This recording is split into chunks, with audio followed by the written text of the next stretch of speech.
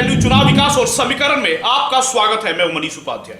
आज हम लोग हैं नगर निगम मोतिहारी में और हमारे साथ हैं यहाँ से स्थानीय कई सामाजिक संगठनों में बहुत ही अहमियत और बहुत ही अच्छे पद पे कार्यरत इंजीनियर विभूति नारायण सिंह। आपका बहुत बहुत स्वागत है सर हमारे चैनल पे। धन्यवाद, आपका भी बहुत बहुत धन्यवाद। आपसे हम जानना चाहेंगे, सबसे पहले तो आज बहुत ही मतलब गर्वान्वित हो रहे हैं पूरे चंपारण के लोग कि आज यहाँ के जिलाधिकारी शीर्षक कपिल अशोक जी को जो है जल संरक्षण अवार्ड से अवार्डित किया जा रहा है। यहाँ के राष्ट्रपति, भारत के राष्ट्रपति जो है वो अपने हाथों से कर रहे हैं। इसको किस रूप में देखते हैं? यहाँ के जो नए जिलाधिकारी हैं, नए जवान हैं, ऊर्जावान पदाधिकारी हैं और काफ़ी अच्छा काम कर रहे हैं। सिर्फ जल संरक्षण में ही नहीं, हेल्थ के भी फील्ड में और भी विभिन्न फील्डों में जब से आए हैं काफ़ी अच्छा काम कर रहे हैं, काफ़ी अच्छा काम किया है। और जो हमारा पूर्वी चंपारण काफ़ी नीचे खिसका हुआ था, ये जिला अब कई कार्यों में, कई विषय के क्षेत्रों में ऊपर आया है और इसके लिए हम लोग आज उनको अवार्ड मिला है राष्ट्रपति महामहिम के द्वारा।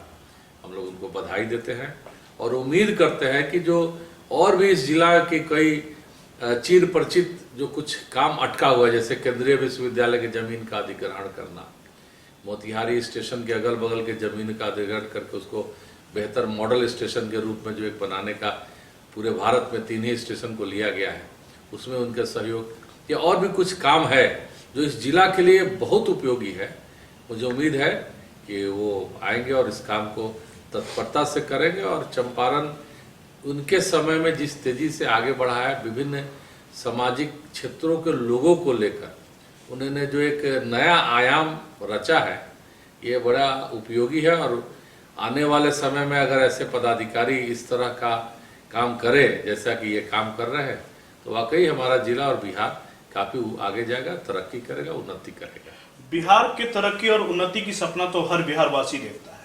यहाँ पे अगर हम बात बिहार की करें तो बिहार में 2 दिन पहले की घटना है कि पटना के बख्तियारपुर में मुख्यमंत्री श्री नीतीश कुमार को कोई भी व्यक्ति जाके, एक युवक जाके जो है और पीछे से हमला कर रहा है। तो इस तरह से जब मुख्यमंत्री खुद सुरक्षित नहीं है और उनका जो सुरक्षा की जो एजेंसी है या जो लोग हैं, सुरक्षा कर्मी जो है, वो उनकी सुरक्षा नहीं कर पा रहे, तो क्या लग रहा है कि बिहार का सुरक्षा कौन करेगा? देखिए, ऐसा है कि बिहार, ये तो इस घटना की हम लोग निंदा करते हैं। किसी ने भी बहुत विक्षिप्त आदमी था, मुख्यमंत्री के ऊपर हाथ चलाना या पीछे से जाके वार करना, इसकी हम लोग निंदा करते हैं। लेकिन बात दरअसल इसमें एक ये भी सच्चाई है कि अब नीतीश कुमार थक गए हैं। नीतीश कुमार जो समय पहले का था और आज में काफ़ी बदलाव आया है और उनको भी चाहिए कि युवा शीर्ष कुछ लोगों को अपने पार्टी के हों, जो उनके एलाइज हैं, उनको नेतृत्व देके और ऊपर से मार्गदर्शन करें। क्योंकि आप देखिए कई ऐसी नीतियां हैं जिसमें बिहार बुरी तरह से फ्लॉप कर गया है। शराबबंदी बहुत अच्छी चीज़ है, लेकिन आप देखिए इस शराबबंदी के कारण ये सारे जो क्राइम्स हो रहे हैं, जो आज क्रिमिनल बढ़ रहे हैं, ये जो माफिया हैं, इसका एकमात्र कारण ये है कि जो शराबबंदी बंद है, शराब नहीं है मार्केट में, क्या शराबबंदी है, लेकिन शराब हर जगह उपलब्ध है। और ये पैसा जो पहले विभाग को आता था, इसका राजस्व बिहार सरकार को मिलता था। जो बड़े बड़े व्यवसायी थे शहर के, इसे समझने के लिए समझे कि इस शहर के बड़े व्यवसायी थे, गुप्ता, अग्रवाल, कुंदन, शंभू सिंह, बुलबुल सिंह, इस तरह के लोग, तो उनके पास पैसा आता था शराब का, तो इनकम टैक्स देते थे, जीएसटी देते थे। उस पैसा का उपयोग वो और बिजनेस करने में करते थे। आज के समय में क्या है कि उतना ही पैसा का टर्नओवर हो रहा है। अगर एक जिला में 500 करोड़ का टर्नओवर हो रहा है, तो ये पैसा मैक्सिमम माफियाओं के पास जा रहा है। और माफिया क्या कर रहे हैं? छोटे छोटे बच्चों को हथियार दे रहे हैं, AK-47 खरीद रहे हैं, हवाला के थ्रू इस रुपया को बाहर भेजते हैं, वहाँ से क्राइम कर रहे हैं।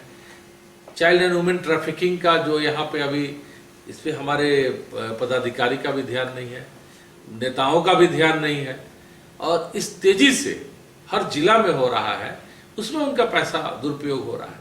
यहाँ से नेपाल चूंकि काफ़ी वनरेबल क्षेत्र है, यहाँ से लड़कियों को सप्लाई किया जा रहा है। आप देख रहे हो कि लंका जाते हैं, विदेशों में इनका डिमांड है। यहाँ से बच्चों को लेकर आप आए दिन पढ़ते होइएगा कि यहाँ के ठेकेदार जो है बच्चों को लेके कोई कर्नाटक में पकड़ा जा रहा है, कोई महाराष्ट्र में पकड़ा जा रहा है। तो ये सारे पैसा का मिसयूज हो रहा है और ये सोसाइटी के अगेंस्ट जा रहा है। तो शराबबंदी के चलते बिहार में बड़ी बड़ी कंपनियां यहाँ पे अपना मीटिंग नहीं करती हैं, क्योंकि सबको शराब चाहिए। टूरिस्ट का आना जाना कम हो गया है। तो ये जो जिद है, जो नीतीश कुमार ने एक जिद, ऐसा नहीं कि इसको इसी तरह बंद जरूर बंद रखिए, इस पर कड़ाई रखिए। पहले के ऐसा नहीं कि गली गली गांव गांव खोल दीजिए, ऐसा नहीं कीजिए। देखिए जहरीली शराब पीने से लोग मर रहे हैं। अब आप भले कह दीजिए कि एक्सीडेंट में इतने लोग जो है सो, इतने लोगों किसी खाने में कुछ जहरीला चीज आ गया मर गया, सब कोई जानता है, ये छिपाया जा रहा है। जहरीली शराब पीने से लोग मर रहे हैं। तो ये जो दुर्घटनाएं हो रही हैं, ये इस पे रिव्यू करना होगा। अब हम एकदम जबरदस्ती नहीं, हम कोई बात सुनेंगे ही नहीं, सोचेंगे ही नहीं। शराबबंदी हम लोगों को बहुत सूट करता है, हम लोग भी चाहते हैं कि बंदी हो, लेकिन उसका एक प्रॉपर रास्ता निकले। जो ये नया चैनल सब खुल गया है, इस चैनल को बंद करना जरूरी है, नहीं तो आने वाले समय में और क्राइम बढ़ेगा। अभी आपने बताया कि 16-17 साल का लड़का जेडीयू या जाके गोली मार के चला जा रहा है। तो ये क्या है?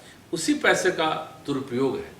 उसी पैसा गांव में ऐसा नहीं है कि जितने गांव में जो लोग हैं बहुत उनकी हालत खराब, वो सब शराब में ढोने का काम कर रहा है।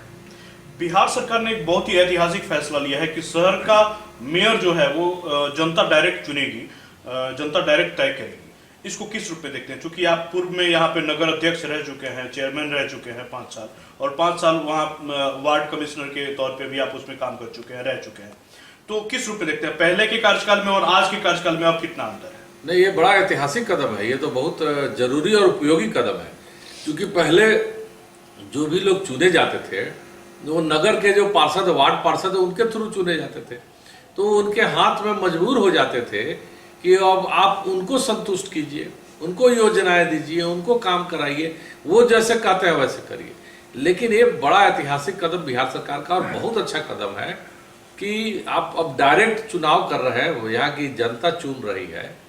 और उसमें चूंकि उसके ऊपर बंदिश नहीं है, उसको मजबूरी नहीं है कि वो जो हमारे पार्षद करते हैं उस काम को करना है।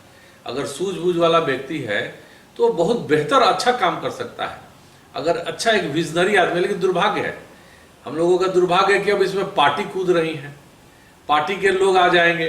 अब आपको मजबूरी हो जाएगा, जो पार्टी के लोग आ गए तो चूंकि आप देख रहे हैं कि हमारे यहाँ भी इस जिला में भी कोई बहुत विजनरी लोग लीडर्स नहीं हुए हैं। कोई भी एमपी है, पूर्व मंत्री है, मंत्री, कोई विजनरी लीडर नहीं है, विजन नहीं है। तो इसका दुरुपयोग होगा। अब वो अपने किसी बंदे को बैठाना चाहेंगे जिसको मालूम नहीं है। आज भी ये सरकार जब से है, इन्हीं की सरकार रही है, यही इन्हीं लोगों ने चलाया। मोतिहारी नगर निगम का जो अभी दयनीय स्थिति, कोई मास्टर प्लान आज तक नहीं बना है, कहीं किसी शहर में कोई लेवल नहीं निकाला गया है, कहीं जो डेवलपमेंट होना था उसके लिए विजन। सबका एकमात्र ध्यान है सिर्फ पैसा कमाना, पैसा खाना, पैसा लूटना। हमारे आपने जैसा कहा जिलाधिकारी है, उनका भी ध्यान है, मोती झील के विकास के लिए काम कर रहे हैं। लेकिन जो विकास होना चाहिए, जो मौका हम लोगों ने खो दिया, केंद्र में सरकार आपकी, केंद्र में मंत्री आपकी, बिहार में सरकार आपकी, बिहार में मंत्री आपके, उसके बावजूद मोतिहारी में इसलिए नहीं कुछ हो पाया कि ये लीडर्स विजनरी नहीं है, इनके पास वो विजन नहीं है। और ऐसे ही लोगों को नगर निगम के चुनाव में वो थोप देंगे। जनता भी मजबूर है, जात पात का बाजार है, सारे लोग उसी में चले जाते हैं कि चलो भाई पार्टी की बात है, जात की बात है, और वो चले जाएंगे। इसमें एक ऐतिहासिक कदम है। तो इसमें ऐसा होना चाहिए कि वैसे लोगों को आना चाहिए और वैसे लोगों को भी मौका देना चाहिए जो इसकी बातों को समझ सके। चुनाव को ध्यान में रखते हुए मोतिहारी नगर निगम की जनता से क्या अपील करेंगे कि उनको किस तरह के कैंडिडेट का चयन करना चाहिए? मैं तो यही अनुरोध करूंगा कि ऐसे लोगों का चयन करें जिनके पास सूझबूझ हो, जो समझ सकते हो कि नगर निगम को कैसे चलाना है। उनके पास विजन होना चाहिए, उनके पास ये जानकारी होनी चाहिए कि हमारा शहर कैसा है और इसको कैसे डेवलप कर सकते हैं, कैसे बेहतर, जो पूरा हाउसिंग जो एक बिल्डिंग बाय लॉ जो उसको पालन कराए, जो सरकार का नियम है उसको सख्ती से पालन कराए।